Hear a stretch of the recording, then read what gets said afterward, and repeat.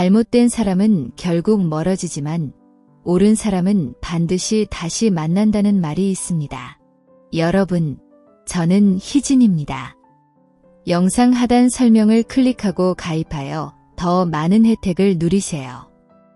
오늘 나눌 이야기는 60세 이후 이혼한 부부에 관한 것입니다.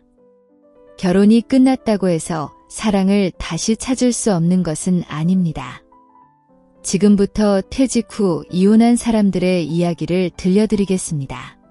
2010년 제6차 인구조사에 따르면 노년층의 이혼율은 30년 전과 비교해 2배로 늘었으며 전 세계적으로 노년층 이혼 열풍이 불고 있습니다. 서양에서는 이를 실버 이혼이라 부르고 일본에서는 중년 이혼이라고 부릅니다. 이혼한 많은 부부는 30년 이상을 함께 해왔습니다. 전통적인 은혼식 이후에도 그들이 왜 이혼을 선택했을까요? 한 설문조사에 따르면 노년 이혼의 약 80%는 아내의 제안으로 이루어졌고 60%는 오랫동안 이혼을 고려해왔다고 합니다. 오늘은 그중 4가지 이야기를 들려드리겠습니다. 이 나이의 행복과 자유로움을 추구하며 살아가는 것이 중요하니까요. 류씨 62세, 서울에서 4년 거주. 저는 지난달에 이혼했어요. 이혼 제안은 제가 했고 남편은 매우 놀랐습니다. 우리는 자유연애를 했고 1980년에 결혼해 이혼할 때까지 40년을 함께 보냈습니다. 전 남편은 대학 교수였고 그때 저는 그의 재능과 말솜씨를 매우 존경했어요.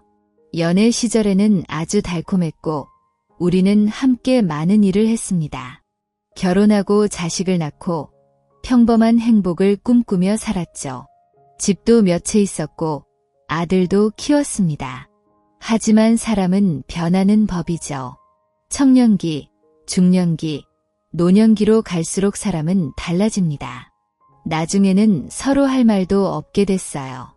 그는 나이가 들면서 교수 일을 오래 하다 보니 사소한 것에 집착하기 시작했습니다. 가령 함께 예출했는데 걷다가 그는 어디론가 사라져 버렸습니다. 저는 그가 목적지에서 저를 기다리고 있을 줄 알았지만 도착해도 그가 없었습니다. 그를 기다리며 오랜 시간을 보냈는데 그는 전화를 받지도 않았어요.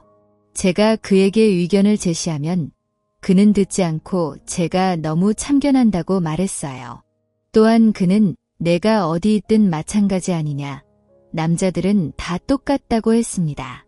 저는 항상 그에게 예의를 지키며 식사나 여행 등 모든 일에서 그의 의견을 물었는데 그는 갑자기 저에게 살이 쪘다고 못생겼다고 비난했습니다. 저를 뚱뚱한 여자라고 조롱했어요. 저는 그가 어디서 그런 자신감을 얻는지 모르겠고 제 자존감은 그의 독단 속에서 무너져 갔습니다. 나중에 텔레비전에서 직진남이라는 말을 배웠는데 그가 바로 그 사례였습니다. 지난달에 우리는 이혼했습니다. 제 아들은 이미 커서 자신의 가정을 꾸렸고 우리 일에 크게 신경 쓰지 않았습니다.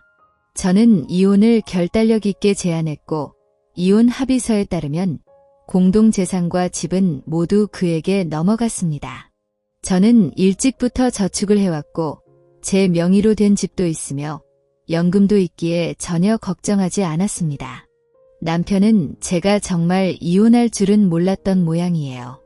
그는 저보다 10살이나 많았고 아마도 제가 계속 그를 돌볼 줄 알았겠죠. 이혼 당일 저는 모든 사진을 불태웠습니다. 놀랍게도 아무런 후회나 아쉬움도 없었습니다. 이혼이 우리 세대에게는 상상하기 어려운 일이었지만 저는 이혼한 것을 부끄러워하지 않습니다. 제 친구들 모두가 알고 있어요. 요즘 뉴스를 보면 한국, 일본, 중국, 영국, 미국 어디를 막론하고 60세에 이혼하는 것은 더 이상 특별한 일이 아닙니다. 다른 사람 때문에 남은 40년의 행복을 막을 필요는 없습니다. 이 나이에 이르면 즐겁고 자유롭게 사는 것이 최선이라 생각해요. 왕씨 82세, 대전에서 30년 거주. 저는 82세입니다. 이미 은퇴한 지 22년이 되었죠. 첫 번째 이혼을 한 지도 22년이 지났습니다. 그날은 아내가 갑자기 이혼 서류를 꺼내 들었어요. 이미 서명도 되어 있었고 재산과 집에 대한 목록도 나열되어 있었습니다. 저는 모든 것을 그녀에게 주겠다고 했습니다. 저는 아무것도 필요 없었고 빈손으로 나왔습니다. 이혼을 제안하고 나서 정식으로 이혼하는데 일주일도 걸리지 않았습니다. 그 후 저는 짐을 모두 정리해 원래 살던 동네에 작은 원룸을 빌렸습니다. 그때 저는 60세였는데 대도시에 처음 온 젊은 사람처럼 느껴졌습니다. 소유물은 없었지만 무한한 희망과 전에 없던 가벼움이 느껴졌습니다. 그녀와의 결혼 생활은 30년간 이어졌습니다. 제가 30세였을 때 그녀는 26세였어요. 그녀는 매우 아름다웠고 제가 먼저 다가가 구애했습니다. 결혼 초기에는 생활이 조화로웠으나 시간이 지나면서 그녀의 성격이 점점 이상해졌습니다. 저는 그제서야 우리가 정말 맞지 않는다는 것을 깨달았습니다. 저는 남들이 보기에 깨끗한 사람으로 여겨졌지만 그녀는 항상 저를 더럽다고 했습니다. 예출 후 침대에 옷을 올려놓으면 그녀는 그것을 바닥에 던지며 저를 꾸짖었습니다. 사무실 바닥에 약간의 물이 있었고 그는 내가 화장실을 제대로 내리지 않았다고 불평하며 매일 아침 말다툼을 했습니다. 그건 단지 사소한 일들이었어요. 우리는 일요일에 함께 놀러 나가곤 했고 자주 결국 각자의 집으로 돌아가곤 했습니다. 그는 내가 길거리에서 싸웠다고 말했고 그때의 소리가 매우 무서웠다고 했어요. 그래서 저는 정말 부끄러웠습니다. 우리 결혼의 후반부는 사실상 형식만 남아 있었습니다. 식사는 따로 하고 함께 식사할 때도 대화는 거의 없었어요. 각자 다른 방에서 자면서 마치 서로 모르는 사람처럼 지냈죠. 집안 분위기는 매우 침울했고 남편이 이혼을 제안했을 때 저는 전혀 놀라지 않았습니다. 우리 이혼의 근본적인 원인은 남편이 저를 사랑하지 않는다는 것이었습니다.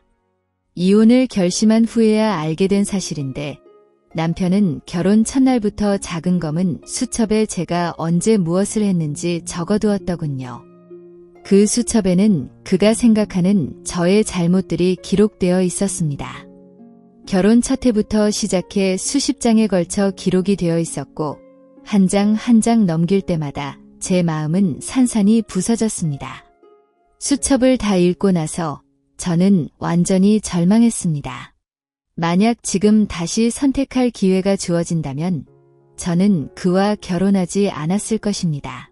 딸을 위해 이 결혼을 몇 년 더 유지했지만 결국 이혼했고 딸의 결혼식 때도 참 어색했습니다.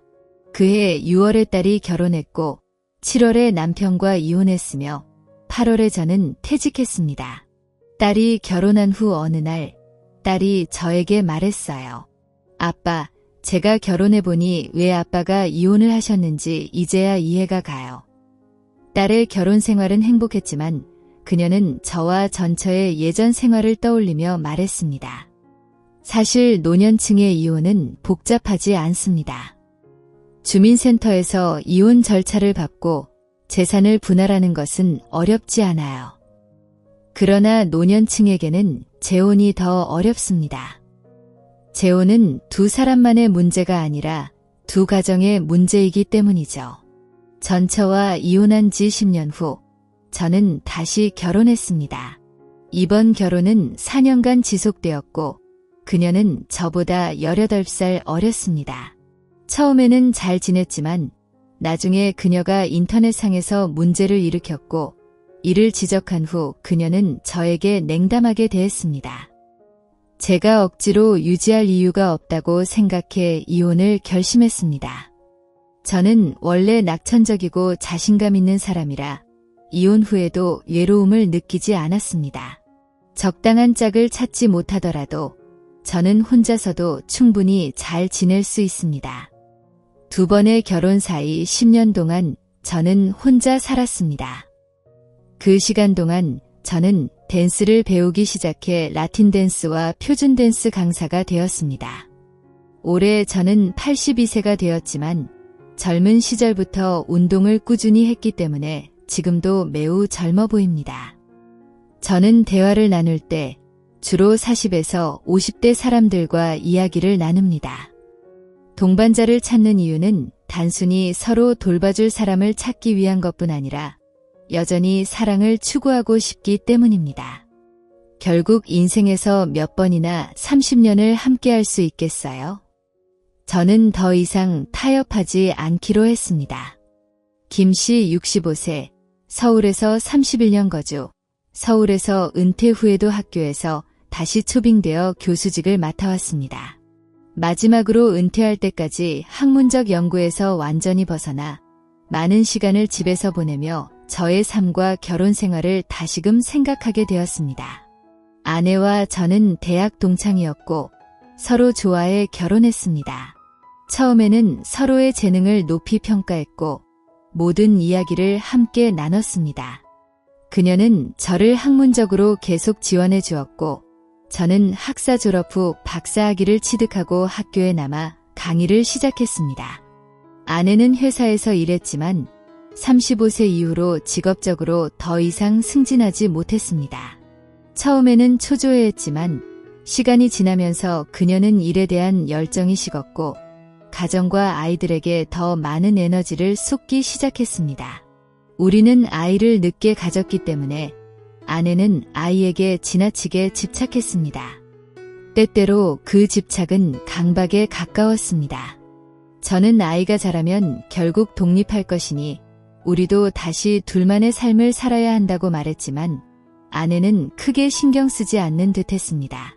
아이가 대학을 마치고 해외로 유학을 떠난 후 집은 갑자기 텅 비었습니다. 그때부터 아내의 삶은 균형을 잃었고 할 일도 의지도 찾지 못했습니다. 저는 여전히 일 때문에 바빴기에 아내와 많은 시간을 보낼 수 없었죠. 저는 아내에게 다양한 활동에 참여하고 친구를 많이 사귀라고 권유했지만 그녀는 그다지 관심을 보이지 않았고 오히려 집에만 머물며 불평을 늘어놓았습니다. 어느 해 저는 1년간 미국에서 교환학자로 초청받았고 가족을 동반할 수 있었습니다. 이 기회를 통해 아내와 함께 해외 생활을 경험하자고 했지만 아내는 완강히 거절했습니다. 저는 왜 그렇게 좋은 기회를 놓쳤는지 아직도 이해가 되지 않습니다. 지난 몇 년 동안 그의 힘은 주로 집안일과 아이들을 돌보는 데 쏟아졌습니다. 저는 그와 다릅니다. 저는 가르치고 연구하며 끊임없이 다양한 정보를 업데이트하고 최신 트렌드와 연결되어 있어 한 번도 생각과 탐구를 멈춘 적이 없습니다. 저희 두 사람은 서로 반대편에 서 있는 것처럼 느껴집니다. 한 사람은 끊임없이 나아가고 다른 한 사람은 제자리에 머물러 있는 것처럼요. 거리는 점점 더 커지고 두 사람 사이의 간격도 점점 더 멀어져 갑니다. 가끔은 그와 새로운 주제에 대해 이야기를 시도하고 싶지만 그의 관심은 짧고 피상적일 뿐입니다. 제가 은퇴하고 나서야 알게 된 사실이 있습니다. 사실 남편은 이미 일정한 생활 패턴을 가지고 있었죠. 매일 몇 시에 예능 프로그램을 보고 몇 시에 소개팅 프로그램을 시청하고 몇 시에 나가서 친구들과 카드놀이를 하고 몇 시에 자녀와 전화통화를 하는지 다 정해져 있었습니다. 그런데 저는 오히려 그의 생활에 침범하는 외부인처럼 느껴졌습니다. 그와는 전혀 맞지 않았어요.